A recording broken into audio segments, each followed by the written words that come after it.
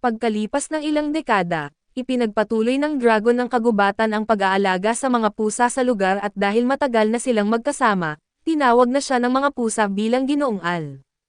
Isang araw, dalawang mag-asawang pusa ang bumisita sa kuweba ni Ginoong Al upang doon manganak ang mga babaeng pusa sa ilalim ng kanyang proteksyon, kaso napansin niyang sugatan ang paa ng isa sa mga ito at ipinaliwanag ng pusa na nasugatan siya ng mga mangangaso na tao. Dahil dito ay nagalit si Ginoong Al at naisip na masyado nang naging mapagmataas ang mga tao. Agad siyang lumipad upang hanapin at parurusahan ang mga mangangaso kaso pagdating niya roon, nakita niyang ang ibang mga pusa na ang nananakot sa mga mangangaso. Dahil sa kanyang pagkalito ay nawala ang galit niya, pinagalitan niya ang mga pusa dahil inuuna pa nilang parurusahan ang mga mangangaso kaysa alagaan ang buntis na pusa. Yumukod ang mga ito habang pinapagalitan kaso patuloy pa rin nilang ipinipilit na nararapat lamang sa mga mangangaso ang kaparusahan. Sumang-ayon si Ginoong Al, pero nang malaman niyang hindi mula sa kalapit na kaharian ang mga taong iyon, naunawaan niya kung bakit wala silang takot na saktan ang mga pusa at ipinaliwanag niyang kapag pinatay nila ang mga mangangaso sa loob ng kagubatan, maaaring mauwi ito sa digmaan sa pagitan ng pinanggalingang lupain ng mga ito at ng kalapit na kaharian. Upang hindi mapahamak ang kanyang mga kaibigan, inutusan ni Ginoong Al ang mga pusa na dalhin ang mga mangangaso sa pinakamalapit na nayon upang doon sila maparusahan ayon sa batas. Tinanggap ng mga pusa ang kanyang desisyon at umalis at habang bumalik naman si Ginoong Al sa kuweba upang tulungan ang mga buntis na pusa. Pagbalik niya, parehong nag-aalala at nagpapanik na ang dalawang lalaking pusa para sa kanilang mga asawa at sa kabutihang palad. Naging maayos ang panganganak at ligtas na isinilang ang lahat ng kuting. Matapos maipanganak ang mga ito ay pinanood sila ng ilang batang pusa habang masayang naglalaro, napangiti ang lahat dahil napaka-cute ng mga kuting ngunit binalaan sila ni Ginoong Al na balang araw ay maaari pa silang malalampasan ng mga ito sa laki, kung pababayaan nila ang kanilang pagsasanay. Pagkarinig nito, nangako ang mga pusa na magsasanay ng mabuti at umalis upang manghuli ng pagkain. Samantala ay naging interesado ang isang kuting sa kuko ni Ginoong Al at buong lakas nitong sinubukan na hilahin ang kuko na para bang gusto niya itong maagaw. Nang makita ng ama ang masiglang anak, naniwala siyang balang araw ay magiging mahusay itong mangangaso at makalipas ang 2 buwan, malapit nang tumigil sa pagpapasuso ang mga kuting at nakapagpahinga na rin ang kanilang mga ina at handa ng mga sumuli. Habang si Ginoong Al ang nag-aalaga sa mga kuting, patuloy pa ring sinusubukan ng kuting na nahuhumaling sa kanyang kuko na makuha ito, kumakapit pa ito sa kanyang kuko na parang isang tao. Nang makita nilang nakatayo ito sa 2 paa, napaisip ang mga magulang ng kuting kung balang araw ay baka mamuhay ito kasama ng isang tao sa kaharian at dahil dito, napaisip din si Ginoong Al at naalala niyang lahat ng pusa na tumira sa kaharian ay pumili ng mababait na tao bilang kanilang kasama. Gayunpaman ay naniniwala pa rin siyang napakadelikadong magtiwala sa isang tao, gaano man ito kabait tingnan kaya binalaan niya ang kuting na huwag itong mamumuhay kasama ng mga tao.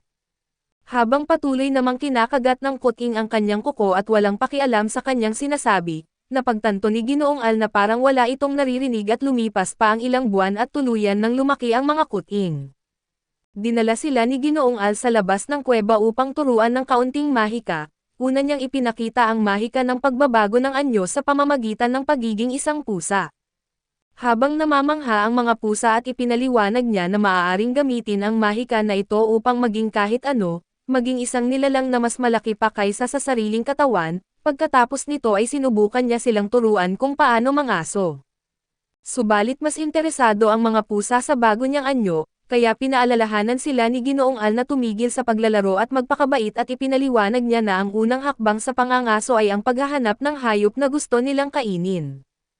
Pagkatapos ay kailangan nila itong pabagsakin at patayin bago nila ito kainin, ipinapaalala rin niyang walang hayop na kusang magpapahuli dahil lahat ng nilalang ay gustong mabuhay at ipagtatanggol ang sarili, kaya kailangan ding matutong lumaban ng mga pusa. Pagkatapos ng paliwanag ay biglang nagbago ng anyo si Ginoong Al at naging isang mabangis na oso at sa isang iglap, nagsigawan ang lahat ng pusa at nagtago sa mga palumpong sa likuran nila. Pinuri ni Ginoong Al ang naging reaksyon nila at ipinaliwanag na ganoon din ang ginagawa ng mga hayop na nagiging biktima kapag may mandaragit na humahabol sa kanila. Napansin din niyang may isang pusa na nanatiling matatag at handang lumaban para sa kanyang buhay. Kaya bumalik siya sa anyo ng pusa at naghanda namang turuan sila kung paano gumamit ng mahika at nang makita niya ang kuting na mahilig sa kanyang kuko na nasa likuran niya, tinanong niya ito kung nasaktan ba ito nang mag-anyo siyang oso at siniguro naman ng kuting na ayos lang siya habang nakatingin kay Ginoong Al ng buong konsentrasyon. Makalipas ang ilang panahon at unang beses na bumisita sa kanya ang prinsipe ng kaharian ng mga tao, pagkaraan ng maraming taon ay ganap na itong naging isang kabalyero at pagkakita sa prinsipe. Sinabi ni Ginoong Ala na ito ang unang taong nakarating sa kailaliman ng kagubatan matapos ang napakaraming taon. Napangiti ang prinsipe at sinabing noon pa man ay gusto na niyang bisitahin ang tahanan ni Ginoong Al.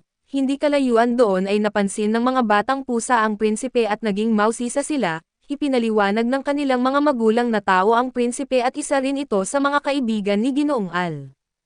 Pagkarinig nila sa salitang tao ay nagtaka ang mga kuting kung bakit hindi sila natatakot sa prinsipe, gayong palagi nilang naririnig na napakadelikado ng mga tao at ipinaliwanag ng kanilang mga magulang na magkakaiba ang ugali ng bawat tao, kaya may ilan na tunay na mababait.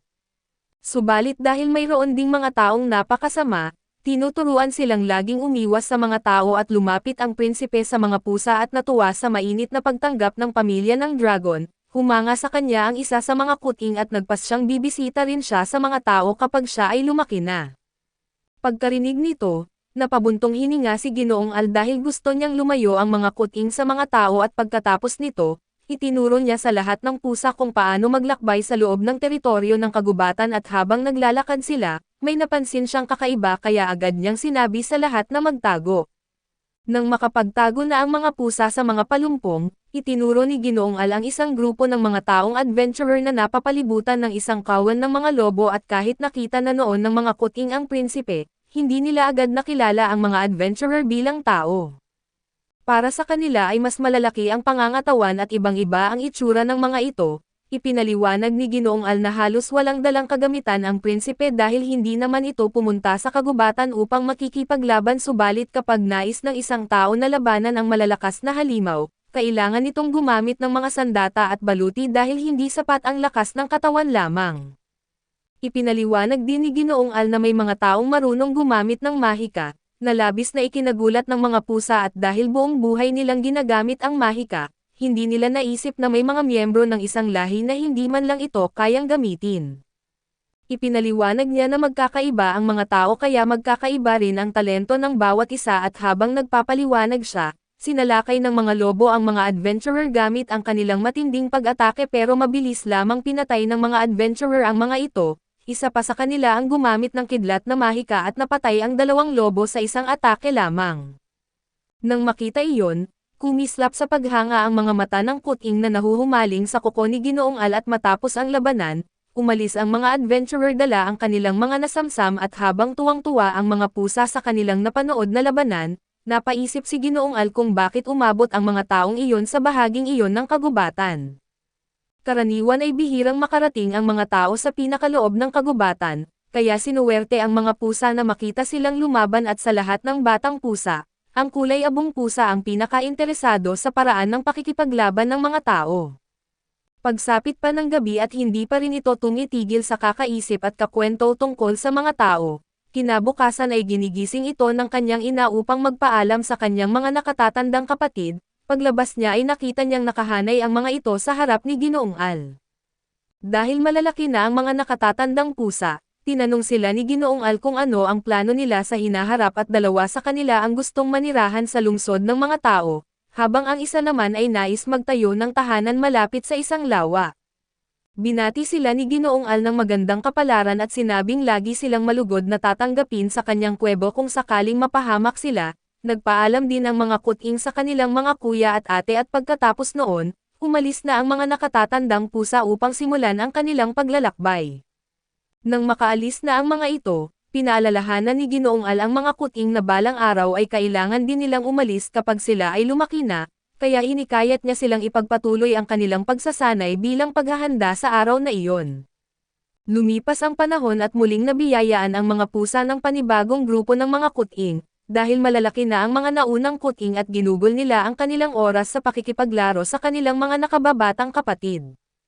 Habang pinagmamasdan ng mga magulang ang maliliit na kuting, Napangiti sila dahil naalala nilang ganoon din kaliit ang kanilang mga anak, 1 taon pa lamang ang nakalipas at nakaramdam din ng pananabik si Ginoong Al habang inaalala ang nakaraang taon, kahit puno iyon ng kaguluhan ay masaya siyang lumaki na ligtas at malusog ang mga pusa. Habang nagpapahinga siya, sinabi niya sa mga nakatatandang pusa na maging mabuting halimbawa sa kanilang mga nakababatang kapatid at binalaan din niya silang napakabilis lumaki ng mga kuting at sa una. Inisip ng mga pusa na normal lamang ang mabilis na paglaki ng mga ito pero hindi nagtagal ay napagtanto nilang mali sila. Sa loob lamang ng ilang linggo, ang mga kuting na dati ay gumugulong lang sa lupa ay natutunan ng maglakad ng mag-isa at manghuli ng pagkain ng walang tulong at makalipas pa ang kaunting panahon, nagsimula na rin silang matuto ng mahika. Dahil dito ay nag-alala ang mga nakatatandang pusa na baka balang araw ay malalampasan sila ng kanilang mga nakababatang kapatid at ilang araw ang lumipas, na pagdesisyonan ng mga nakatatandang pusa na kailangan nilang ipakita ang kanilang lakas sa mga bata. Kaya nagmungkahi ang isa sa kanila na manghuli sila ng isang makapangyarihang nilalang sa kagubatan, kahit kinakabahan ang iba ay pumayag pa rin silang gawin ito at habang mahimbing na natutulog at naghihilik ang mga kuting, gumawa ang mga nakatatandang pusa ng plano kung paano nila papatayin ang malakas na nilalang. Matapos ang lahat ng paghahanda, umalis silang lahat upang hanapin ang kanilang target at pagkaraan ng ilang oras ay bumalik silang lahat na pawis at halatang pagod at kinakabahan. Nagtaka si Ginoong Al nang makita silang hinihila gamit ang mahika ang napakalaking bangkay ng isang oso. Kahit puno ng pasa at sugat ang mga nakatatandang pusa, sobrang ipinagmamalaki nila ang kanilang nahuling oso at ipinakita ito sa kanilang mga nakababatang kapatid at habang humahanga ang mga kuting sa kanila, ikinwento ng mga nakatatandang pusa na kinailangan nilang ibuhos ang lahat ng kanilang lakas upang mapatay ang oso. Ibinunyag din nila na si Kurotama, ang pusa na matagal nang nahuhumaling sa kuko ni Ginoong Al at ang gumawa ng kanilang plano, sa kasamaang palad ay hindi man lang humanga si Ginoong Al sa kanilang nagawa. Mahigpit niya silang pinagsabihan at ipinapaalala na dapat nilang iwasan ang mga tao at maging ang mga oso sa lahat ng pagkakataon, dahil dito ay tuluyang nawala ang saya ng kanilang pagdiriwang at dahil sa galit ni Ginoong Al, mabilis na tumakbo ang mga pusa papunta sa kanilang mga ina. Ngunit pati ang kanilang mga ina ay pinagalitan din sila dahil sa sobrang delikadong ginawa nila, hindi nagtagal ay kumalat sa buong kagubatan ang balita tungkol sa kanilang tagumpay. Nalaman ng maraming pusa na ang grupo ni Ginoong Al ay nakapatay ng isang oso nang sila-sila lamang. Dahil sa ipinakita nilang pambihirang kakayahan, naniwala ang iba na ang henerasyong ito ng mga pusa ay may kakayahang maging mga adventurer kasama ng mga tao at pagkalipas ng ilang buwan, tuluyan na ring lumaki ang lahat ng nakatatandang pusa. Nang dumating ang oras ng kanilang pamamaalam, tinanong sila ni Ginoong Al kung ano ang plano nila sa hinaharap at may ilan na gustong bumuo ng sarili nilang pamilya, habang ang iba naman ay nais angkinan ang mga teritoryong malayo sa kanilang tahanan.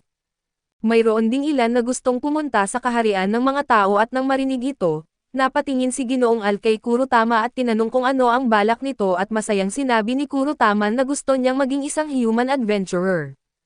Dahil dito ay maging si Ginoong Al ay natigilan at napatanong kung paano iyon mangyayari. Gayong isa lamang siyang pusa ngunit ipinaalala ni Kurotama na marunong siya ng mahika ng pagbabago ng anyo, dahil kaya nitong gawing mas malaking nilalang ang gumagamit nito at natutunan niyang magbagong anyo bilang isang tao. Agad niyang ipinakita ang kanyang bagong anyo kay Ginoong Al at naging isang batang lalaki. Natulala ang kawawang dragon nang napagtanto niyang siya mismo ang nagturo sa pusa kung paano maging mismong nilalang na matagal na niyang binabala ang iwasan.